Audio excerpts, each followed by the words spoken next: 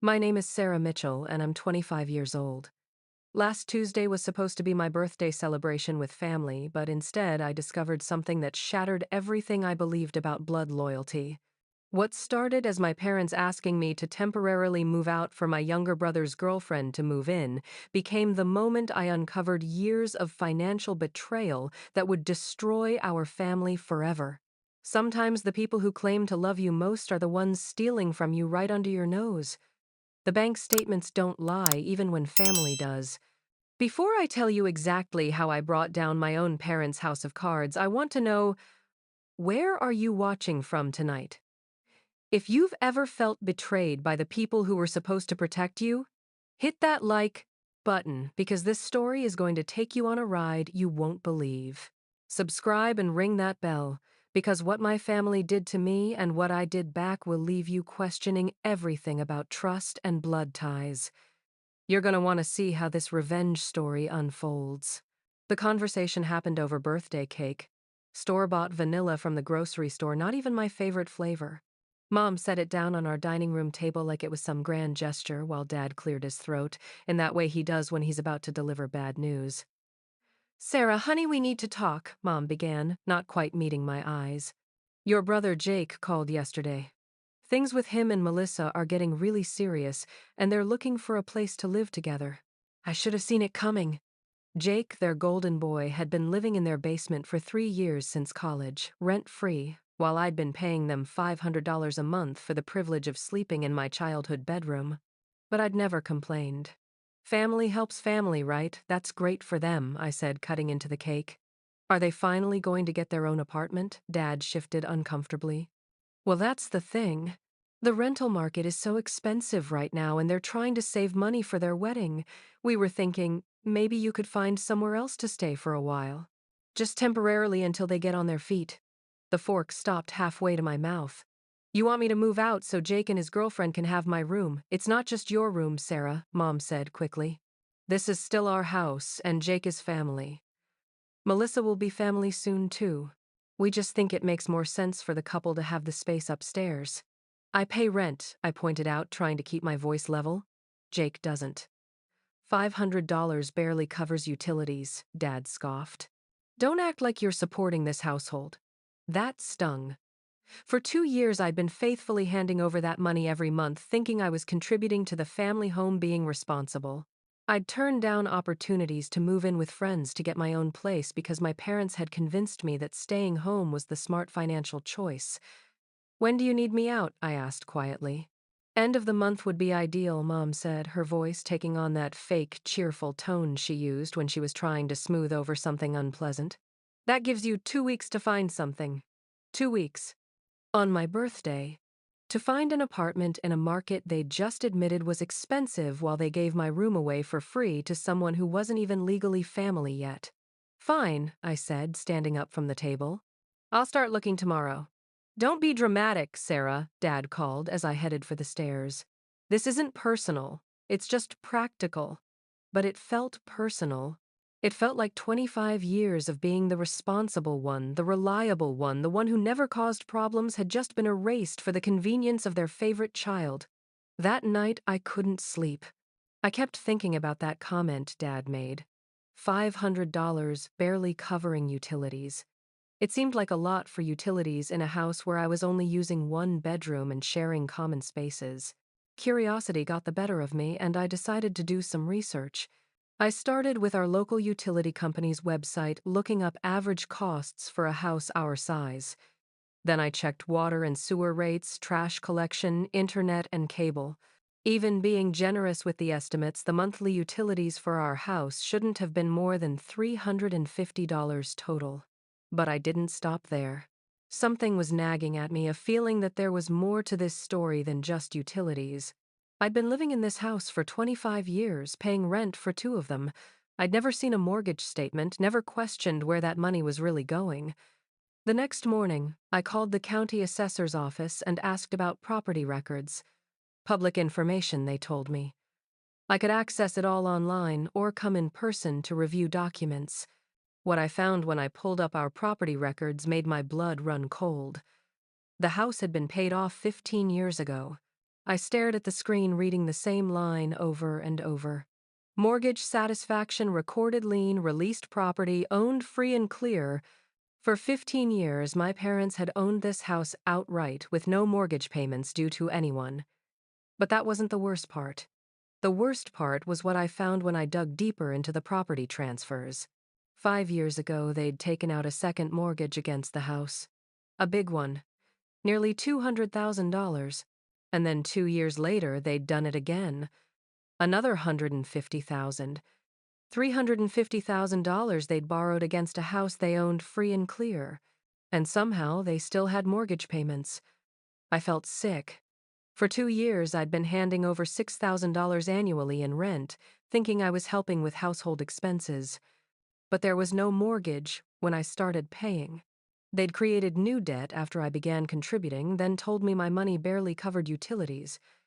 That evening, I printed out everything. Property records, mortgage documents, utility rate schedules, everything I'd found. I spread it all across my desk and tried to make sense of the timeline. They'd taken the first loan right around the time Jake graduated college. The second one coincided with him starting graduate school. $350,000 that had somehow vanished while they told their paying tenant daughter that she wasn't contributing enough to deserve basic respect. I thought about all the times they'd lectured me about financial responsibility, all the times they'd suggested I was lucky to live at home so cheaply, all the times they'd made me feel guilty for expecting basic consideration as a rent-paying member of the household. I'd been subsidizing their lifestyle while they went into massive debt, and now they were kicking me out on my birthday to make room for someone who'd never paid a dime. The betrayal cut deeper than the eviction. This wasn't just about Jake and Melissa needing space. This was about my parents viewing me as a source of income to offset their poor financial decisions while treating me like a burden they couldn't wait to shed. I carefully organized all the documents into a folder and sat back in my chair. They wanted me out by the end of the month, fine. I'd start looking for a new place tomorrow. But first, I was going to make sure they understood exactly what they were losing when they chose to throw away 2 years of my trust and contribution for the convenience of their golden child. They had no idea what was coming. I didn't confront them immediately. That would have been the old Sarah. Emotional, reactive, giving them a chance to spin the story or make excuses. Instead, I spent the next 3 days quietly gathering more information while maintaining the pretense of the dutiful daughter looking for a new place. During the day, I apartment hunted, genuinely sending my parents updates about viewings and applications to keep up appearances. But in the evenings, I conducted my real research. I started with their social media posts from the past 5 years. Mom's Facebook was a goldmine of information. Expensive family vacations I'd never been invited on, tagged locations at high-end restaurants, photos of Jake's graduation party that had cost more than my annual rent contributions. She'd even posted pictures of the new furniture in their bedroom, the renovated guest bathroom, and Dad's surprise new truck, $350,000. Now I knew where it had gone. I cross-referenced the dates of major purchases and trips with the mortgage documents. The first loan had funded Jake's elaborate graduation celebration, a month-long European vacation for my parents, and a complete kitchen renovation. The second loan had covered his graduate school tuition, another family trip to Hawaii that I'd been told they couldn't afford to include me on, and Dad's midlife crisis vehicle. Every major expenditure had been funded by debt secured against the family home while they collected my rent money and complained about their tight budget. They'd been living beyond their means for years, using the house as an ATM, and my contributions had been padding for their excessive lifestyle. But the financial betrayal, while painful, wasn't what hurt the most. It was the systematic exclusion disguised as consideration. I found old text message threads where they'd discussed family events I'd never heard about.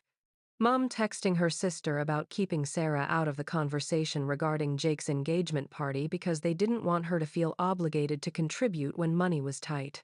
Dad messaging his brother about how they'd decided not to invite me on the Hawaii trip because the rental house only had 3 bedrooms anyway and Sarah's so busy with work.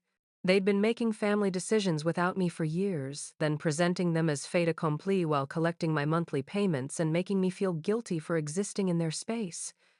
The pattern was clear.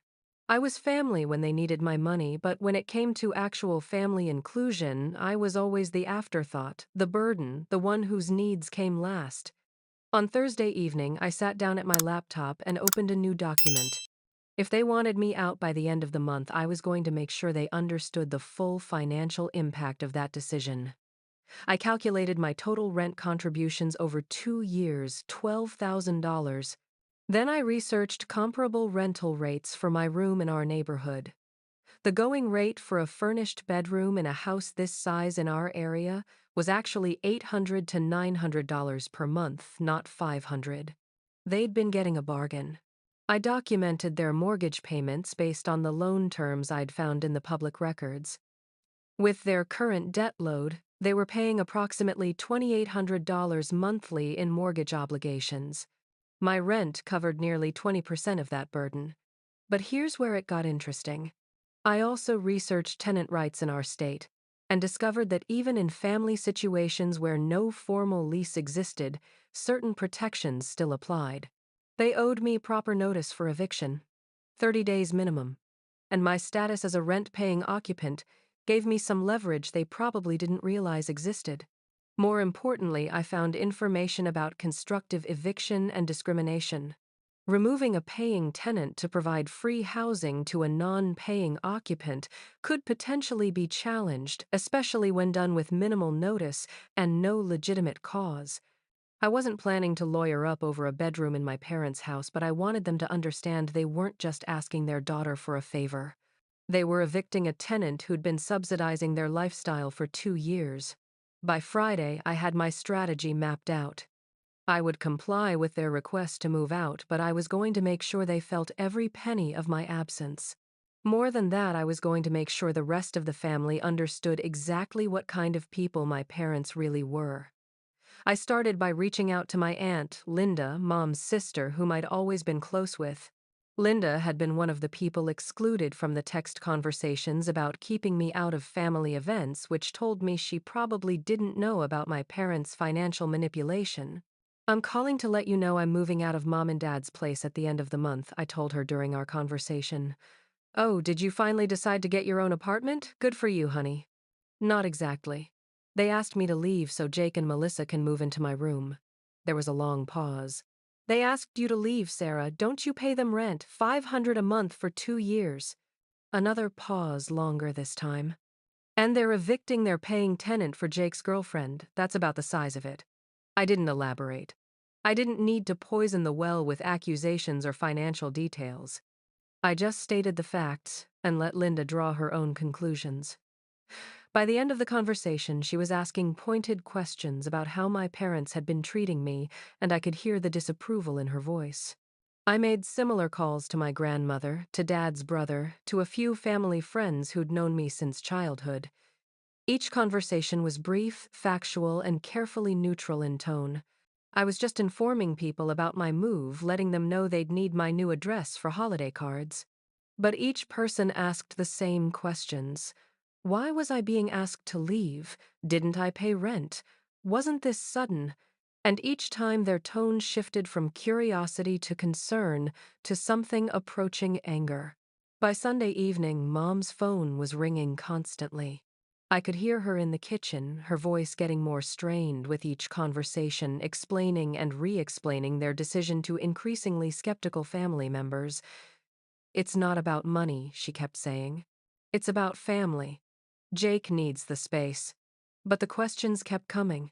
Why couldn't Jake and Melissa rent their own place? Why was Sarah the one paying rent, the one being asked to leave? Had they given her proper notice? Was this really how they treated their responsible daughter? Dad was getting similar calls. I could hear him getting defensive, his voice rising as he tried to justify their decision to people who weren't buying his explanations. The beautiful part was that I hadn't said anything untrue or vindictive. I'd simply shared factual information about my situation and let the family make their own judgments about my parents' character. But this was just the beginning. I had 2 more weeks before my move-out date, and I intended to use every day to make sure my parents fully understood the consequences of their choices. By Monday morning, the family pressure had reached a crescendo that even I hadn't anticipated. I was getting ready for work when I heard raised voices from downstairs. Mom on the phone with someone, her tone defensive and increasingly shrill. "Linda, you don't understand the situation," she was saying. "Sarah is 25 years old. It's time for her to be independent. We're not running a boarding house here." I paused at the top of the stairs, listening. Of course, we appreciate her contributions, but $500 doesn't even... What do you mean? What contributions? She pays rent, Linda. She's not living here for free like some kind of charity case. There was a long silence then, Mom's voice again, much quieter now. "What do you mean she told you about the mortgage payments?" My heart stopped. I hadn't mentioned the mortgage situation to anyone yet, but apparently someone in the family had been asking the right questions. "No, Linda, that's not. We don't discuss our private financial." Linda, are you there?" I heard the sound of a phone being hung up harder than necessary, followed by Mom calling for Dad in a voice that suggested this conversation hadn't gone well. At work that day, I focused on my job, while my phone buzzed intermittently with texts from various family members.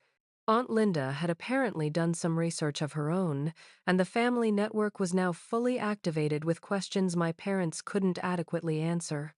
The most interesting message came from my cousin Jennifer, Linda's daughter, who worked in real estate. "Sarah, I hope you don't mind, but Mom asked me to look up some public records for your parents' house. There are some things that don't add up with what they're telling people. Can we talk?" I called Jennifer during my lunch break, and what she'd discovered filled in some gaps I'd missed in my own research.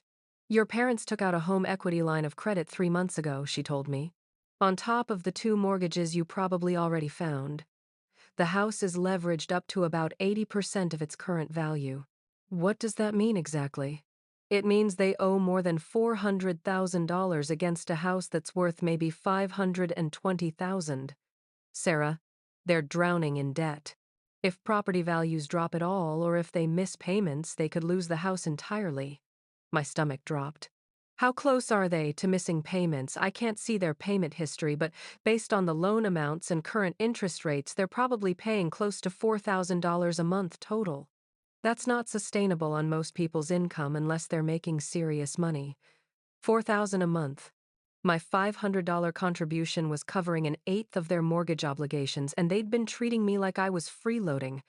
Jennifer, can you do me a favor? Can you find out if they've missed any payments recently? I can't access that directly, but there are some public records that might show if they've had any legal proceedings." "Let me check." That evening, I came home to find Mom and Dad waiting for me in the living room, their expressions grim. "Sarah, we need to talk," Dad said. "We've been getting some very concerning phone calls today." "Oh, about what? About our private family business," Mom snapped. "Apparently you've been spreading our personal information around to relatives who have no business knowing about our finances." I sat down across from them, keeping my expression neutral. "I told people I was moving out. That's not exactly private information." "You told them we were evicting you," Dad accused. "You made it sound like we were throwing you out on the street for no reason." "Aren't you?" We explained the situation. "Jake and Melissa need the space, and you're old enough to live independently. This is a normal part of growing up. Normal would be giving me proper notice. Normal would be not collecting rent from me while giving free housing to someone else. Normal would be having this conversation before you made the decision, not after." Mom's face flushed. "We don't owe you anything, Sarah. This is our house, and we can decide who lives here." "You're absolutely right," I agreed. "It is your house, and you can absolutely decide who lives here. But you can't pretend that asking your rent-paying daughter to move out so your unemployed son's girlfriend can move in for free is anything other than what it is." "Jake isn't unemployed," Dad protested.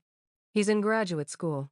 "With what funding? Because I looked into his program and there are no assistantships or scholarships listed for students in his track." The silence that followed was telling. "How we pay for Jake's education is none of your business," Mom finally said. It became my business when you started using my rent money to subsidize it. Dad's face was getting red now. Your rent money doesn't even cover utilities. Funny thing about that, I said, pulling out my phone. I called the utility companies. Electric, gas, water, internet, trash collection. Want to know what the total monthly cost is for this house? I could see them both tense. $347 average. So either our utilities are way above average or you've been lying about where my rent money goes. How dare you investigate our private, I interrupted Mom. You made it my business when you took my money every month. You made it my business when you told me I wasn't contributing enough to deserve basic respect in this house. My phone buzzed with a text from Jennifer. I glanced at it quickly and felt a chill run down my spine. Notice of default filed last month. They're 3 months behind on the equity line. I looked up to find both parents staring at me, their expressions now shifting from anger to something that looked almost like fear. You know what I find most interesting? I continued sliding my phone back into my pocket. You're asking me to leave at exactly the time when you need rental income the most. What's that supposed to mean? Dad asked, but his voice had lost its aggressive edge. It means that maybe this isn't about Jake and Melissa needing space. Maybe this is about you needing to charge market rate rent to someone who doesn't have the family connection to question where their money really goes. Mom and Dad exchanged a look that confirmed my suspicion. $800 to $900 is the going rate for a room like mine in this neighborhood, I continued. You could probably find a tenant willing to pay that, especially if you don't tell them about the family drama that comes with living here. Sarah, stop, Mom said quietly. Oh, I'm going to stop, Mom. I'm going to stop paying rent to people who treat me like a burden. I'm going to stop pretending that family loyalty goes both ways in this house. And I'm definitely going to stop keeping your financial secrets when the rest of the family starts asking questions. I stood up and headed for the stairs. Questions like why you took out $350,000 in loans against a paid-off house. Questions like where that money went. Questions like how you can afford to support Jake's education and lifestyle while claiming you're barely scraping by. Sarah, please, Dad called after me. I turned back at the foot of the stairs. I'll be out by the end of the month, just like you asked. But I won't be quiet about why I'm leaving or what I've learned while I've been here. That night I heard them arguing until almost midnight, their voices carrying through the thin walls about damage control and family reputation and what they were going to tell Jake about the real reason I was moving out. But I was done caring about their reputation. They'd had 2 years to treat me with basic respect and honesty. They'd chosen to treat me like a cash cow instead. Now they were going to learn what it cost to lose my trust along with my rent money. And I was just getting started. Wednesday morning brought the confirmation I'd been dreading but expecting. Jennifer texted me copies of the public records she'd found. My parents weren't just behind on their home equity line of credit, they were in active default proceedings. The bank had initiated foreclosure paperwork, giving them 90 days to bring the account current or lose the house entirely. $412,000 in total debt against a house worth $520,000. They needed to come up with at least $15,000 immediately just to stop the foreclosure process, plus figure out how to make the ongoing payments. My monthly rent wasn't just helping with expenses, it was literally helping them keep the roof over their heads. And they were throwing me out to make room for Jake's girlfriend, who would contribute nothing. That evening, I found Jake waiting for me when I got home from work. He was sitting at the kitchen table with a cup of coffee, looking uncomfortable. Hey Sarah, can we talk? I poured myself some water and sat across from him. Sure. What's up? Mom and Dad told me about you moving out. I wanted to make sure there weren't any hard feelings. Between us, no hard feelings, Jake. This isn't about you. He shifted in his chair. I know the timing isn't great, asking you to leave right after your birthday and everything, but Melissa and I really appreciate the opportunity to save some money before we get married. How much are you planning to pay them in rent? Jake looked genuinely confused. Rent? We're family. I figured we'd just help out with groceries and stuff like I've been doing. My heart sank. He genuinely had no idea that I'd been paying $500 a month or that our parents were drowning in debt. They'd convinced him that this was just a normal family arrangement, moving pieces around to help everyone out. Jake, did you know I've been paying mom and dad rent for 2 years? What? No way. You live here free just like I do. $500 a month for 2 years. $12,000 total. Jake's face went pale. That can't be right, Mom said. She told me, you just helped out sometimes with utilities. I pulled out my phone and showed him my banking app, scrolling through 2 years of monthly transfers to our parents, every month on the first $500. He stared at the screen, his expression shifting from confusion to something approaching horror. Sarah, I had no idea. If I'd known you were paying rent, I never would have agreed to this. What exactly did they tell you about the living arrangement? They said you'd been talking about wanting to get your own place anyway, and that the timing worked out perfectly because Melissa and I needed somewhere to stay while we saved up for a house. They made it sound like it was your idea. I felt a mix of anger and sympathy for Jake. Our parents had manipulated him just as much as they'd manipulated me, just in a different way. He thought he was accepting help from generous parents while they were actually evicting their paying tenant to avoid having to explain their financial situation to a new renter. Jake, there's something else you need to know. I told him about the mortgages, the debt, the foreclosure proceedings. I watched his face go from pale to ashen as he realized the scope of our parents' financial deception. They're about to lose the house, he whispered. Unless they come up with $15,000 in the next 60 days plus figure out how to make $4,000 monthly payments going forward. Jake put his head in his hands. Oh, God. Melissa and I were counting on living here for at least a year to save money. If they lose the house? Jake, where did you think the money for your tuition was coming from? Your living expenses, your car payments, everything, I thought. Dad said business was good. Mom said they'd been saving for my education since I was little. They borrowed it. All of it. Against the house. Jake looked up at me with tears in his eyes. What am I supposed to do? If I move out and get my own place, I can't afford school. But if I stay, I'm part of the reason you're being kicked out, and it might not even matter because they're going to lose the house anyway. For a moment, I felt sorry for him. Jake wasn't the villain here.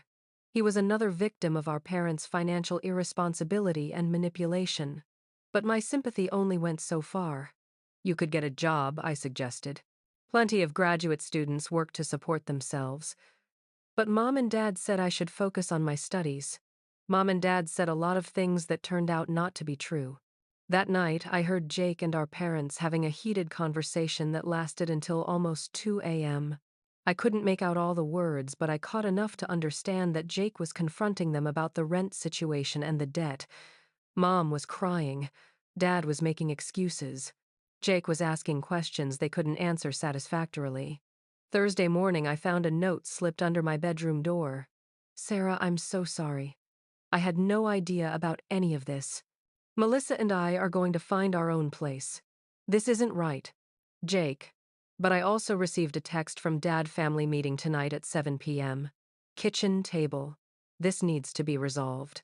When I got home from work, I found both parents waiting for me, along with Jake and Melissa. Melissa looked uncomfortable and confused. Jake looked like he hadn't slept. Sarah, Mom, began, her voice carefully controlled. We've had some discussions as a family, and we think there may have been some misunderstandings about the living situation.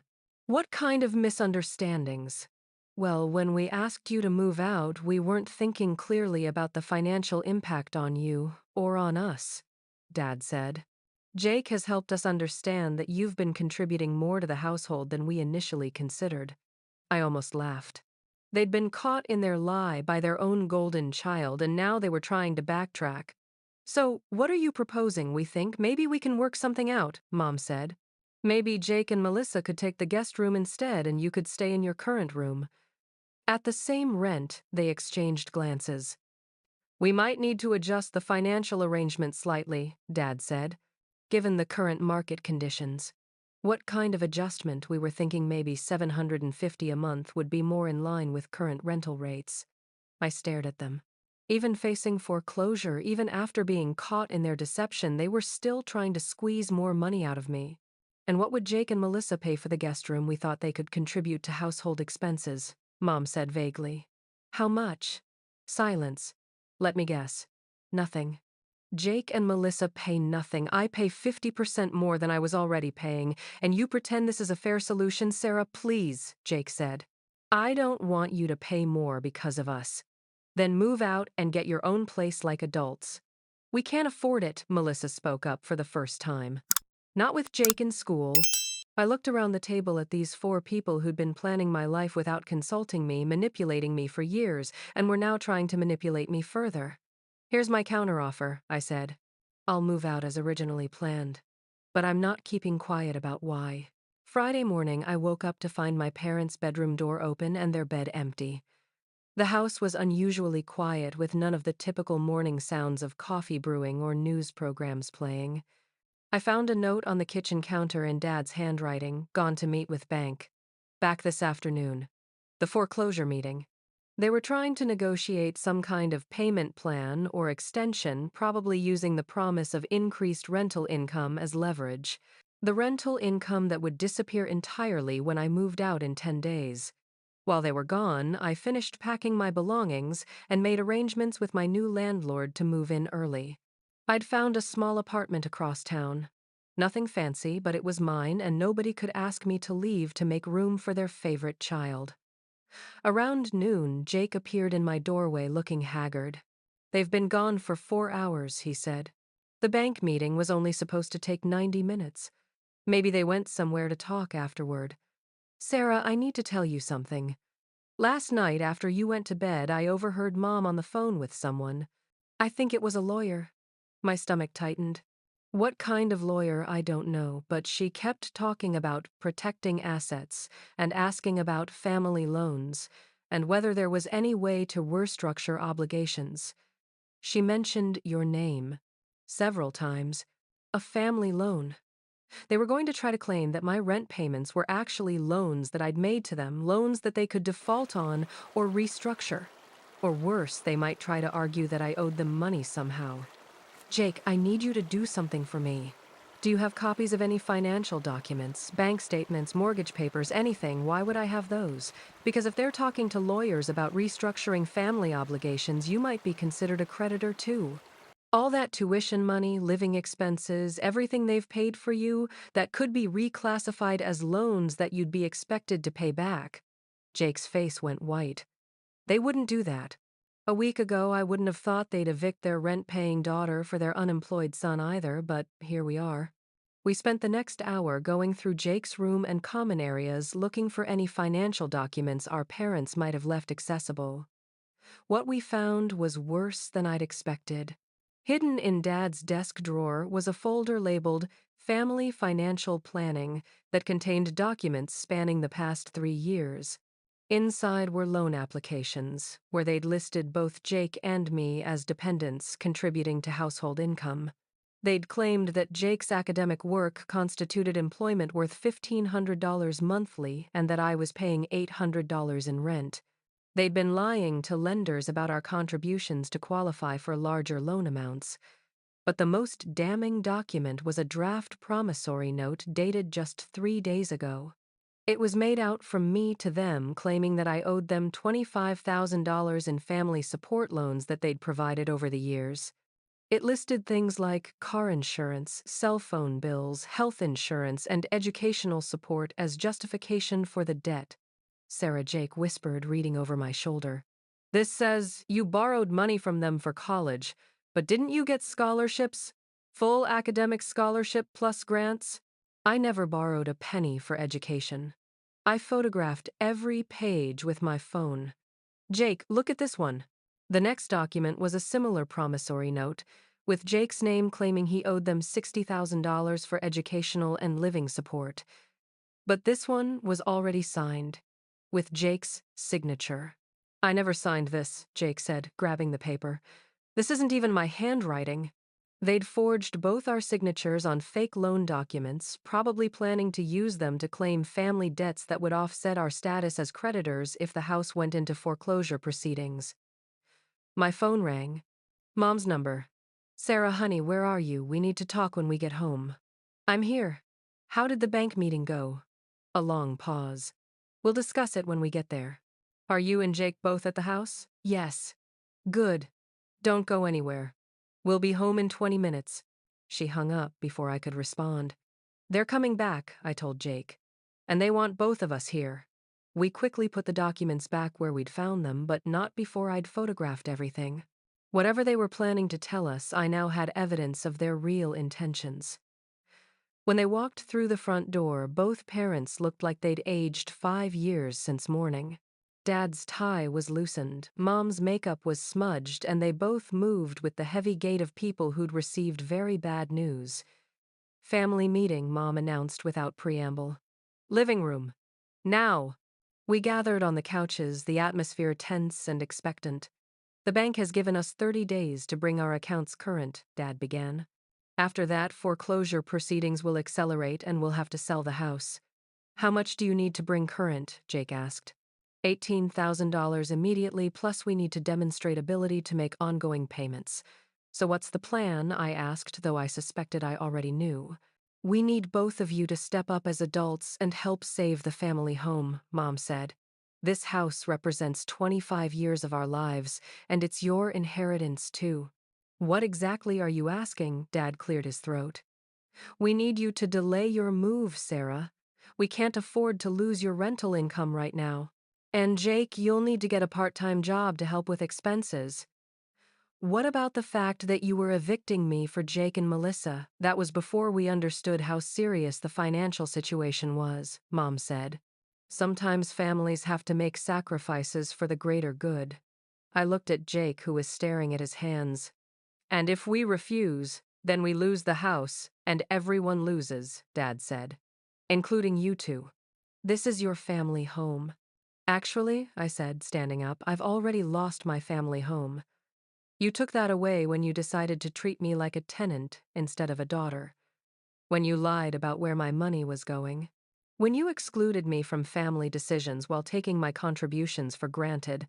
Sarah, please, I'm moving out on schedule. Find another way to save your house.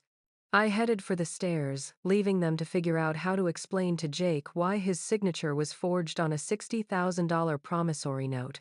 6 months later, I was sitting in my cozy apartment video chatting with Jake, who was calling from his new place across town. Behind him, I could see Melissa organizing their small but cheerful kitchen. They'd found jobs, scaled back the wedding plans, and discovered they were actually happier being independent than they'd ever been living under our parents' financial manipulation. The foreclosure went through last week, Jake told me. They're renting a 2-bedroom apartment now, about half the size of the old house. How are they handling it? Mom's still bitter blames, everyone but themselves. Dad's gotten a second job finally. He actually said something interesting last week, though. He told me he wished he'd been honest with us years ago, instead of trying to maintain appearances. I'd kept in touch with Jake throughout the whole ordeal.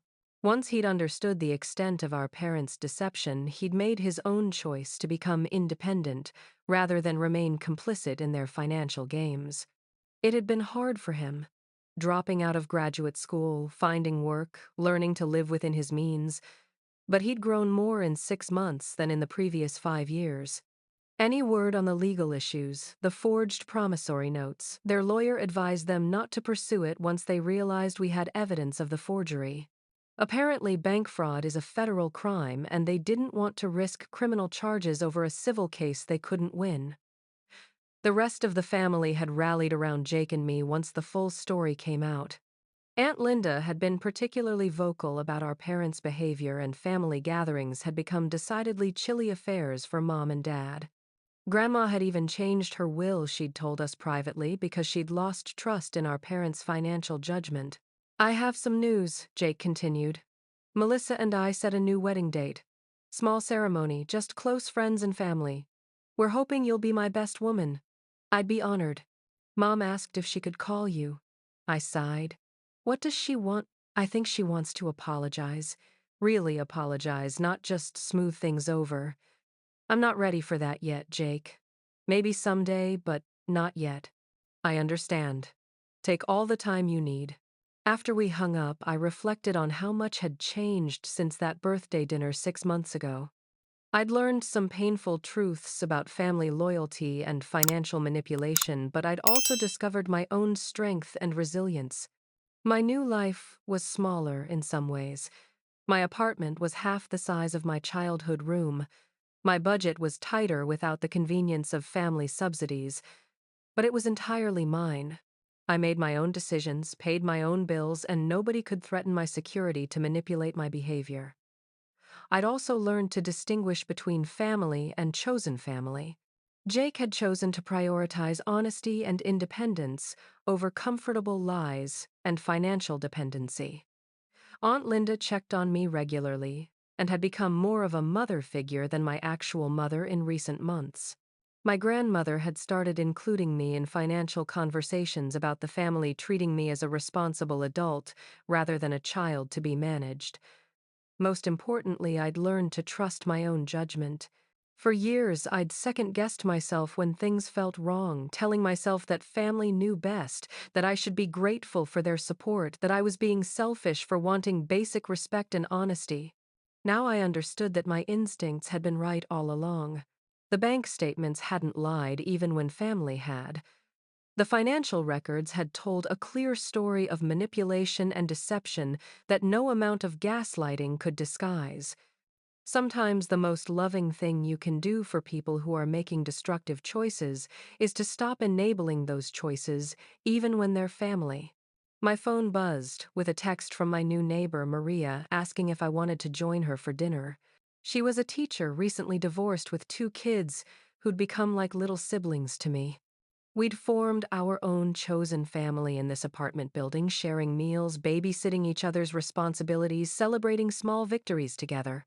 This was what healthy family relationships looked like. Mutual respect, honest communication, support that went both ways, and boundaries that were honored rather than violated. I texted Maria back that I'd bring dessert, then started getting ready to join people who valued me for who I was rather than what I could contribute to their lifestyle. As I was putting on my shoes, my phone rang. Mom's number. I let it go to voicemail, but curiosity got the better of me and I played the message. Sarah, it's Mom. I know you're not ready to talk and I understand why.